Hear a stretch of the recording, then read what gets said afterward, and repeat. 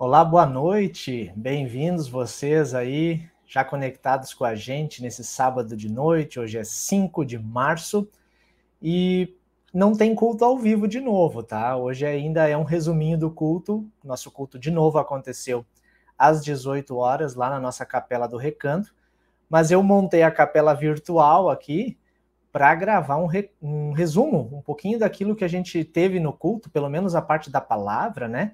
Para que você que está em casa aí possa acompanhar também, não perder nada, tá? Em casa ou longe da gente, né? Porque às vezes até alguns que acompanham a gente de muito longe que nunca vão estar aqui no presencial mesmo, tá bom? Então esse é o Compartilha a Palavra, é uma versão resumida do culto. Se Deus quiser, no próximo final de semana a gente já vai ter o culto ao vivo, daí na capela aqui de Camobi. Mas hoje, como o culto já aconteceu, esse vídeo aqui está gravadinho, eu não posso ver o seu comentário, mas eu sempre peço que você deixe o seu oi, né, deixe o seu comentário aí, curta a página do Facebook, Luterana Camobi, curta o canal, né, se inscreva no canal do YouTube, youtube.com/Luterana Camobi, e fica sempre ligado também no nosso site para saber aonde e quando a gente vai se encontrar, luteranacamobi.com, tá? Lá tem todos os... Bem na capa do site já tem o dia, o horário, aonde a gente vai se encontrar, tá legal? Vamos, enquanto você chama outras pessoas para começar essa série com você, a série nova que a gente está começando agora no mês de março, vamos cantar juntos um louvor que veio gravado em vídeo, lá da comunidade São Paulo de Novo Hamburgo, nossos irmãos de fé, irmãos da congregação São Paulo lá de Novo Hamburgo, uma canção desse tempo de quaresma que a gente já começou, e logo depois a gente lê a Bíblia juntos e conversa sobre ela, e no finalzinho faz uma oração por tudo isso que a gente está ouvindo hoje, tá bom? Vamos cantar juntos.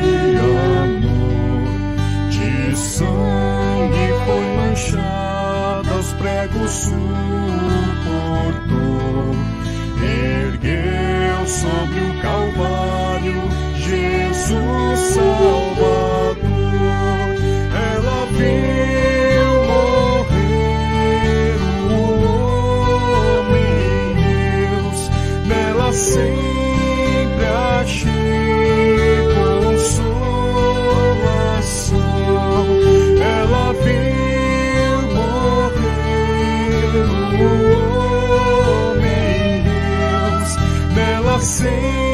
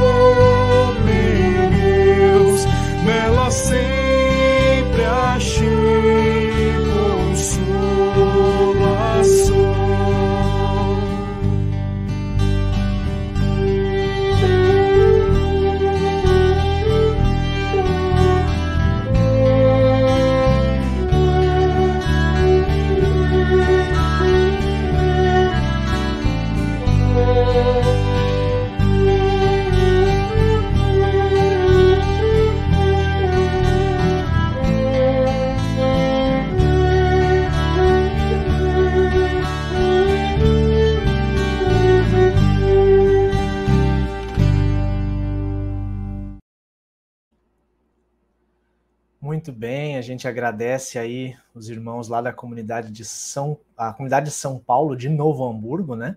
Da Igreja Luterana lá, por nos dirigir esse louvor aí tão legal que a gente pôde acompanhar juntos, tá? Vamos ouvir a Bíblia então? Vou colocar aqui o texto do ladinho. É o texto de Mateus 16 hoje, tá? A partir do versículo 13. Eu vou fazer a leitura na nova tradução na linguagem de hoje. É isso que quer dizer aquela sigla NTLH ali do ladinho de Mateus 16, tá bom? É uma tradução um pouco mais simples, mais fácil da gente entender. Diz assim o texto da Bíblia: Jesus foi para a região que fica perto da cidade de Cesareia de Filipe. Ali perguntou aos discípulos: quem o povo diz que o Filho do Homem é? Eles responderam: alguns dizem que o Senhor é João Batista, outros que é Elias e outros que é Jeremias ou algum outro profeta. E vocês? Quem vocês dizem que eu sou? Perguntou Jesus. Simão Pedro respondeu: o Senhor é o Messias, o Filho do Deus vivo. Jesus afirmou: Simão, filho de João, você é feliz porque esta verdade não foi revelada a você por nenhum ser humano, mas veio diretamente do meu Pai que está no céu. Portanto, eu lhe digo, você é Pedro, e sobre esta pedra construirei a minha igreja, e nem a morte poderá vencê-la. Eu lhe darei as chaves do reino do céu. O que você proibir na terra será proibido no céu, e o que proibir... Eu lhe darei, desculpa, vamos voltar de novo, né? Eu lhe darei as chaves do reino do céu. O que você proibir na terra será proibido no céu. E o que permitir na terra será permitido no céu. Então Jesus ordenou que os discípulos não contassem a ninguém que ele era o Messias. Daí em diante, Jesus começou a dizer claramente aos discípulos: eu preciso ir para Jerusalém, e ali os líderes judeus, os chefes dos sacerdotes e os mestres da lei farão com que eu sofra muito. Eu serei morto e no terceiro dia serei ressuscitado. Então Pedro levou para um lado e começou a repreendê-lo, dizendo: que Deus não permita, isso nunca vai acontecer com o Senhor.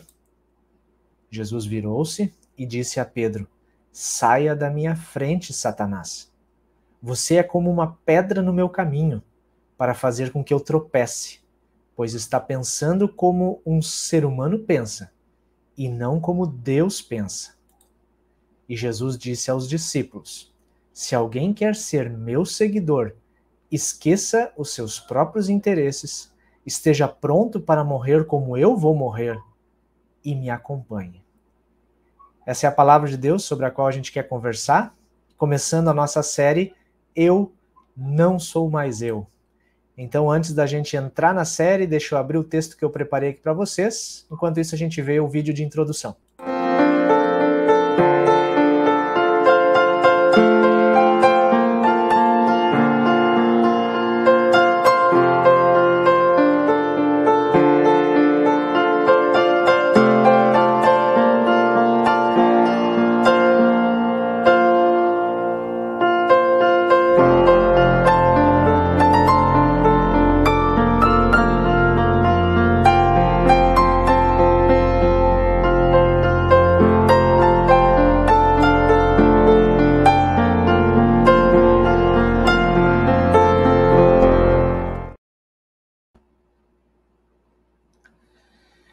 Pode parecer estranho começar uma reflexão dirigida para cristãos com a pergunta que eu quero fazer agora. Quem é o teu Deus? Já parou para pensar nisso? Eu disse que pode parecer estranho porque a gente sempre começa o culto, quando a gente está no culto, a gente afirma quem é o nosso Deus. A gente diz que é o Deus triuno. A gente começa em nome do Pai, do Filho e do Espírito Santo. Mas mesmo assim eu insisto na pergunta: quem é o teu Deus? A gente está tendo o privilégio de viver de novo um tempo de quaresma. Começou agora na quarta-feira de cinzas. E é a primeira quaresma presencial depois das restrições da pandemia. Eu fui fazer as contas, desde 2019 a gente não vivia um tempo de quaresma tendo a possibilidade de poder se reunir na capela, participar da Santa Ceia, A gente não teve isso nos últimos tempos. Na Quaresma, a gente é convidado a vivenciar os passos de Jesus até a cruz. Aquela cruz que a gente sabe que deveria ser nossa, mas que ele assumiu no nosso lugar. E o versículo que vai nortear essa nossa série de mensagens, ele se encontra na carta aos Gálatas, no capítulo 2. O versículo diz assim: fui crucificado com Cristo, assim já não sou eu quem vive, mas Cristo vive em mim. A vida que agora vivo no corpo, vivo-a pela fé no Filho de Deus, que me amou e se entregou por mim. É daqui que sai essa frase que a gente colocou aqui, eu não sou mais eu.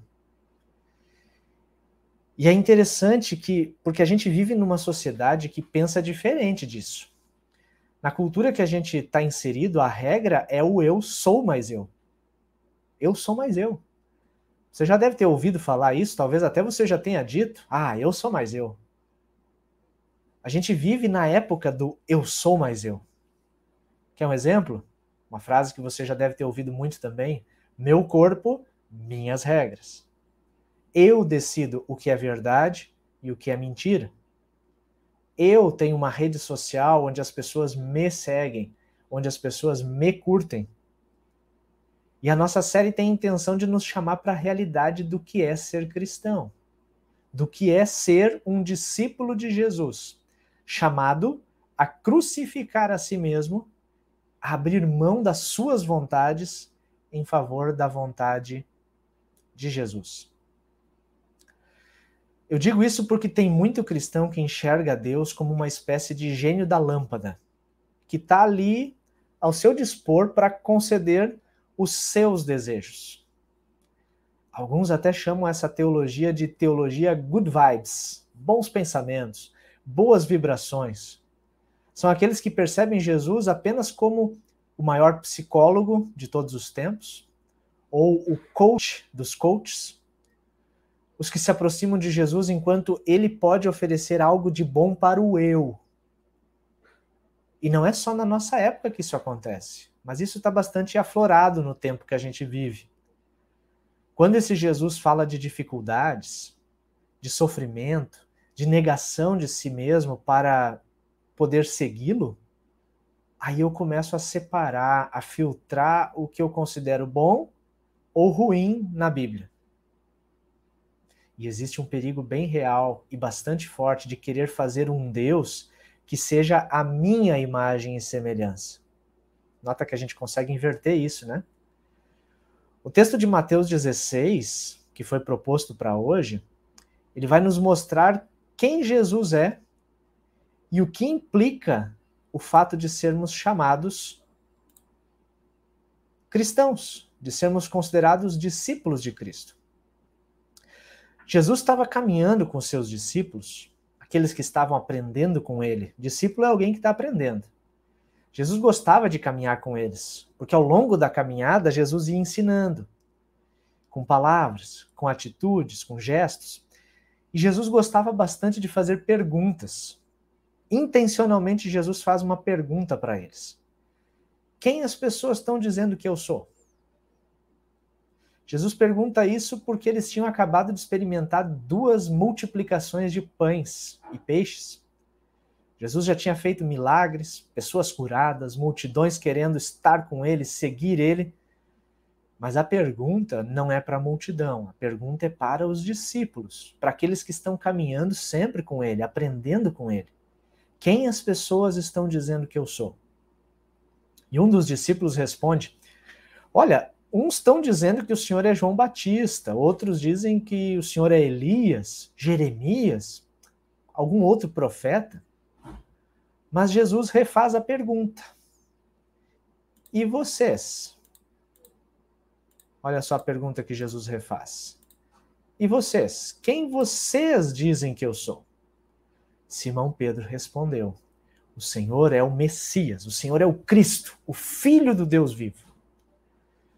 E olha, Pedro acertou em cheio. Nessa prova, Pedro tirou 10. Ele acertou uma verdade profunda. Jesus não é apenas um profeta. Ele é realmente o Filho de Deus, ele é o Cristo, é o Messias que deveria vir ao mundo, o Filho do Deus vivo. Pedro confessou, e a gente precisa também confessar, Jesus não é um exemplo de liderança, ele não é um modelo de gestão, Jesus não é o exemplo de boas maneiras, não é aquele abençoador que multiplica os recursos que a gente tem. Ele até pode fazer tudo isso. Mas Jesus não é o gênio da lâmpada que concede os desejos do meu coração. Ele é o nosso Salvador. Jesus veio ao mundo com a missão de nos salvar dos nossos pecados. Ser mais eu é muito pesado. Ser mais eu até tem os momentos deslumbrantes, bons, mas a médio e longo prazo se torna difícil sustentar e impor sempre as suas regras. Ser mais eu não se sustenta quando a crise se abate, quando as culpas corroem a alma. E é por isso que Jesus veio, para que a gente não precise ser mais eu. Ele nos dá novas motivações, novos caminhos para percorrer. Em lugar de eu decidir sozinho o que é melhor, Jesus me aponta a direção do que é melhor. Em lugar de eu ter que buscar seguidores para mim mesmo, basta caminhar seguindo Cristo e apontar esse caminho para outras pessoas, fazendo com que os outros sigam Ele e não eu. Bom, mas agora que ficou claro quem Jesus é, que Jesus é o Cristo, o Messias que Deus enviou, então o próprio Jesus, ele começa a se revelar com mais clareza para os seus discípulos. Se você já compreendeu quem é Jesus, então você está pronto para o próximo passo. E o próximo passo é compreender que implicações tudo isso tem na nossa vida. Diz a Bíblia assim, daí em diante, Jesus começou a dizer claramente aos discípulos. Está falando claramente. Eu preciso ir para Jerusalém, e ali os líderes judeus, os chefes dos sacerdotes e os mestres da lei farão com que eu sofra. Farão com que eu sofra muito. E tem mais, eu serei morto, eu vou morrer. E no terceiro dia eu serei ressuscitado. É como se Jesus tivesse dito, bom, olha, eu estou abrindo o jogo com vocês, já que vocês compreenderam agora quem eu sou, eu vou abrir o jogo e dizer claramente o que vai acontecer. E Jesus se mostra como o Messias, o Cristo que vai morrer. Pá, esse discurso não combina. Não combina com a expectativa de Messias que os discípulos tinham. Os caras estavam esperando o Messias que viria assim para explodir com a dominação romana. Aquele que iria entrar em Jerusalém e colocar os judeus vitoriosos e começar um reinado de paz, de justiça. Se fosse no nosso tempo, ele estava esperando pelo Messias paz e amor. Estava esperando pelo maior psicólogo de todos os tempos, pelo cara que multiplica a comida. Só que Jesus se revela como aquele que vai sofrer muito. E não apenas vai sofrer, mas vai morrer. Cara, super-herói morto não é super-herói. Deus morto não é Deus. Deus não deveria sofrer. Deus não deveria sangrar. Um Deus que morre, qual é a ideia que a gente tem? É um Deus fraco, não é Deus. Olha como o texto continua. Então Pedro levou Jesus para um lado e começou a repreender Jesus, dizendo que Deus não permita isso. Isso nunca vai acontecer com o Senhor. Pedro chamou Jesus para o cantinho. Eu imagino que o Pedro devia estar cheio de moral, ele tinha tirado 10 na prova anterior. Pedro se encheu de si mesmo, das suas expectativas, chamou Jesus para um lado para dizer, olha, Senhor, essa história toda aí é legal, mas esse lance de sofrer muito, de morrer, isso aí não dá. Isso nunca vai acontecer com o Senhor, que Deus não permita. Vamos parar com essa história, porque não é o que a gente está esperando. Não é o que eu imaginei sobre o Messias. Jesus se virou e disse a Pedro, uma palavra dura, saia da minha frente, Satanás. Você é como uma pedra no meu caminho para fazer com que eu tropece, pois está pensando como um ser humano pensa, e não como Deus pensa. Jesus pega pesado com Pedro. Saia da minha frente, Satanás. Nota que Jesus não está dizendo que Pedro é Satanás, mas ele está agindo como o diabo age. O diabo procura nos confundir, nos desviar da missão. Pedro está querendo desviar Jesus da sua missão porque ele tinha expectativas erradas a respeito da missão. Pedro está pensando como o ser humano pensa. Está avaliando a situação da perspectiva humana. A perspectiva do eu. Não está vendo as coisas da perspectiva de Deus. E a nossa tendência é sempre olhar para todas as coisas da nossa perspectiva humana, do eu. E muitas vezes as coisas não fazem sentido quando a gente olha da nossa perspectiva. Só que Deus, a gente se esquece que Deus sempre tem uma perspectiva maior, mais ampla, e ela sempre é perfeita. Jesus está dizendo, Pedro, eu vou sofrer, eu vou morrer. E tem mais, Pedro. Esse não é apenas o meu caminho. Jesus disse aos discípulos, se alguém quer ser meu seguidor, esqueça os seus próprios interesses. Esteja pronto para morrer como eu vou morrer. E me acompanhe. Eu fiz questão de copiar também na outra tradução aqui, na Nova Almeida Atualizada. Talvez você vai lembrar de palavras assim. Se alguém quer vir após mim, negue-se. Negue-se a si mesmo. Não seja mais você. Negue-se a si mesmo. Tome a sua cruz e siga-me. Esse é o teu Deus. Eu perguntei, né? Quem é o teu Deus? Esse é o teu Deus. Esse é o nosso Deus. Ele é o Deus que me liberta de querer ser mais eu. E me convida a negar a mim mesmo. O mundo te convida a satisfazer o desejo do teu coração. A cultura em que a gente vive te incentiva a ir de acordo com as tuas próprias vontades. Mas Jesus nos envia numa direção contrária. Ele nos convida a negar a nossa vida e a carregar também uma cruz.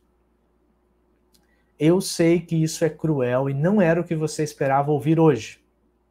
Talvez você esperava ouvir uma teologia good vibes, boas sensações, bons pensamentos, mas isso é o que você precisa ouvir hoje. É o que Deus quer te dizer. Negue-se a si mesmo, tome a sua cruz e siga-me. Quando as nossas vontades não são atendidas, normalmente nós gritamos e esperneamos como crianças birrentas e mimadas. Mas o pai que ama, vai disciplinar o seu filho. O pai que ama vai disciplinar a sua filha. E disciplinar é algo que acontece especialmente com discípulos, com aqueles que estão aprendendo ao longo da caminhada.